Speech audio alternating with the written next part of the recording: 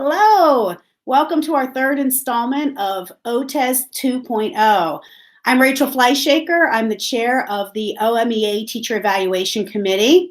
Our committee has been immersing themselves in OTES 2.0 so that we can bring our members the most up-to-date information that we have. OTES 2.0 is our new model. It has been piloted, it has been adopted, and it will be in schools. Now, because of current circumstances, there is a chance that your district will wait a year or be able to postpone a year before you're under these new guidelines, but they will be coming. They're coming down the pike, so we want to get information to you so that you can prepare yourself and have conversations within your school district so you know what to expect as well. Our first module, hopefully you got to see, was all about the broad view, big overview of OTES 2.0. In our second module, Chris Red did a great job. He put out a principal survey and he had lots of input from principals about just evaluation in general, things to think about, what to expect, administrative perspectives, that type. Also, he covered the language for OTES 2.0 and how that will work. In this module, our third installment, we will be looking specifically at professional development. It is now going to be a central piece, a big component in how the evaluation is run, what your evaluator is looking for, and what you need to think about in your own professional development. So I'm going to kick this over to our committee. They're going to introduce themselves and we're going to jump right in. Hi, I'm Brett Dawson. I teach band in Vermilion Local Schools. Chris Red, I teach 5 through 12 band and music theory in the Dover City Schools. I'm Michelle Rennick, and I teach band at Northwest Local Schools. And I'm Margot Trencher, and I teach pre-K through 2 at Oberlin City Schools.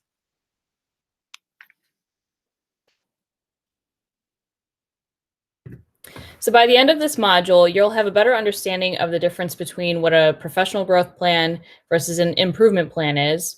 You'll understand who needs to have a professional growth plan or improvement plan. You'll understand the components of the professional growth plan, as well as how to develop one, and how the professional growth plan and improvement plan will be utilized and measured in the process of your evaluation. So taking a look at how you develop your professional growth plan or an improvement plan, this is going to be annually. The coveted accomplished rating is completely self-directed. When you're skilled, you're doing that with your credentialed evaluator developing. You're going to make that under the guidance. So it's not jointly, it's under the guidance, and then ineffective, you're placed on an improvement plan by your evaluator. So this is the template that you're going to be filling out, potentially in conjunction with your evaluator. There's a little bit more information here than in the past with professional growth plans, but these aren't going anywhere. This is, like Rachel said, going to be a very big part of your evaluation moving forward. As Chris just said, up at the top here, you can see the check boxes between self-directed, jointly developed, and evaluator guided. This is for just the professional growth plan, not the improvement plan. You can see there's lots of different boxes that we're going to go through here. And if you have any questions or if you need further information, you can look at this QR code up top, and that'll bring you to the ODE website on this specific part of OTES 2.0.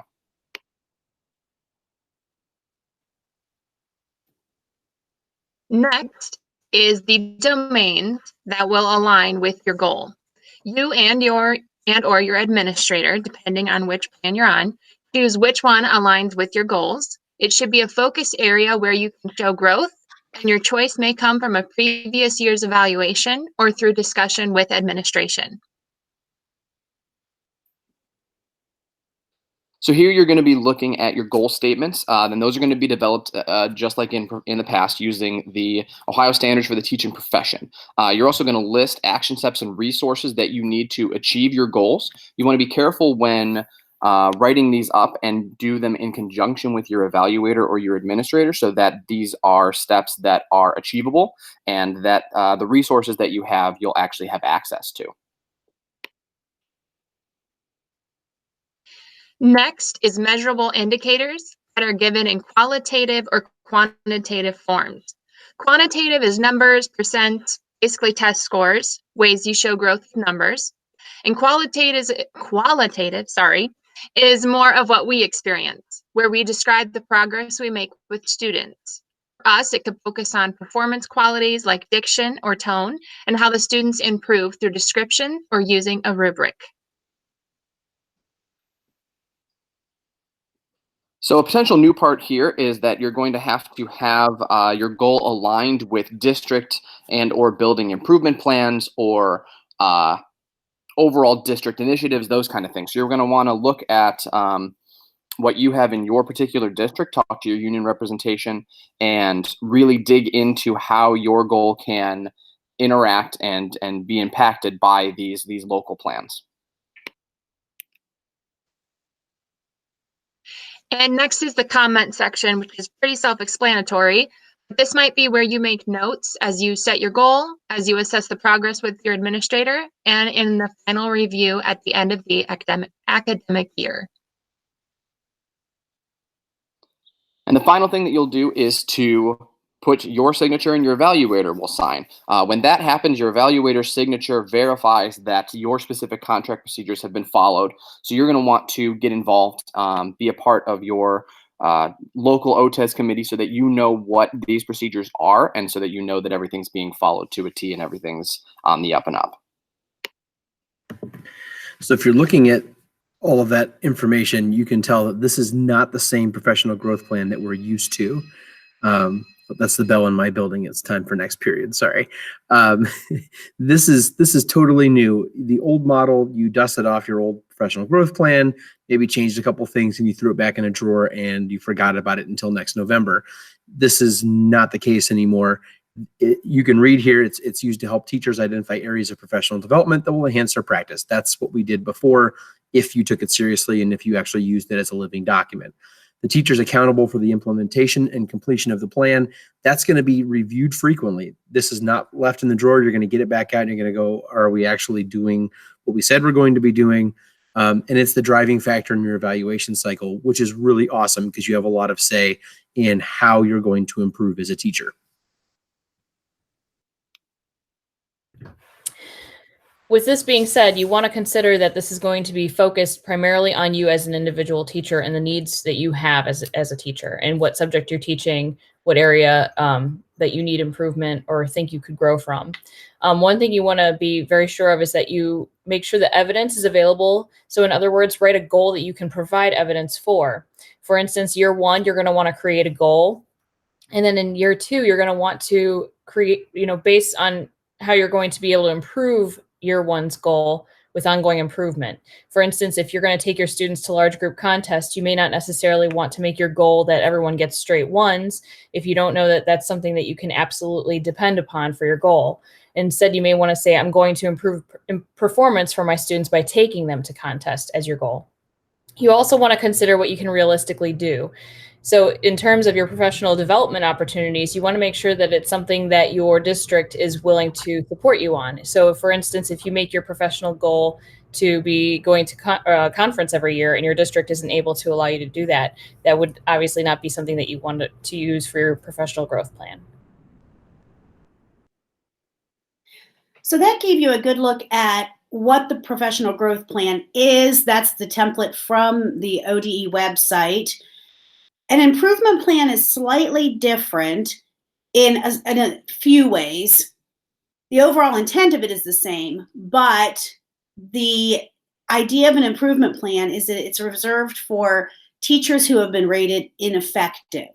So if you've gone through a year of evaluation and you receive the ineffective rating, now it becomes more of the role of your evaluator to get a plan together. So the purpose is to identify those specific areas. If you think back to the 6 boxes on the development plan, some of those areas may be checked for you to improve on. And the idea is to foster that growth. The corrective action by teacher must be documented. So your evaluator is going to suggest that you do X, Y, Z, and then it is up to you to show that you have tried those intervention strategies. So like I said, the evaluator becomes a much bigger component in the improvement plan. It's the evaluator's responsibility. That would be your principal or your direct supervisor. It's that person's job to identify those areas, to tell you what they think you need to do, to write it down, and to help you in documentation. Now, this improvement plan is meant to be reviewed, just like the professional development plan. It's meant to be reviewed annually each year. And the idea is to move you off of that plan. So if you are on an improvement plan, the idea is to make growth so that the next year you're rated developing or skilled, and you can then begin to create your own goals. So again, they're very, very similar, but improvement plans are reserved just for teachers. And that's a very small percent of teachers, but the teachers who would be in that ineffective category. So as with OTES 1.0, there are local decision points, local control. Your district has some sort of evaluation committee, OTES committee, teaching and learning committee, something like that that is helping to drive those decisions. You need to either be that person, or there should be an arts person on that committee. Without that arts person, our specific needs to our classrooms aren't going to be represented. So take a look here at what the local control points are. How many goals are there going to be on the plan? 2, 3, 17. That's important. What's the district timeline? Is that something that you're going to have to do in August, or do you have a little bit of flexibility? Is it maybe due in the first couple months of school? And how is it determined that the plan is aligned to the district or school improvement plans? So are you basing this off of your school's vision statement? Do you know what your school's vision statement is? Do you have a vision statement and a mission statement? And how is that going to align? So congratulations, at this point, you've made it through module 1, 2, and now 3. Our next module, we're going to be discussing high quality student data. Thank you so much for taking the time to watch this video. As I said in the first video, it's a brave new virtual world for us, and we're trying to come up with ways that we can bring this information to you and that it can be convenient. So if you have some ideas or if you have some questions, scan that QR code right there or link to the Google form and give us your thoughts, give us your ideas. Remember that OMEA is still accepting applications for the convention that will be coming up. It's in Columbus this year. And maybe your school district is adopting OTES 2.0 and you'd like to share out about that, or you have some thoughts about either professional development or principal evaluator relationships or high quality data. Send in your thoughts, make a proposal, and we would be happy to look at those. We have all of our addresses listed on the side of your slide, so feel free to contact any one of us with questions. As always, this is a brand new situation. We're all used to OTES, but now, you know, as it goes, changes are being made, revisions are happening, and everybody's in an individual circumstance. You know, it's going to look very different if you're a band director versus a general music teacher versus an orchestra or a choir director. And that's to be expected. So your first point of contact obviously is always within your district. Talk to the other teachers in your district, talk to your administrator, get with your union reps. But the committee, your OMEA committee, has been immersing themselves in this data, in this language, and we're here to help as well. So always feel free to contact us. For now, we're getting ready. We're going to give you another module in a week or so here. And until then, I hope you stay safe and healthy.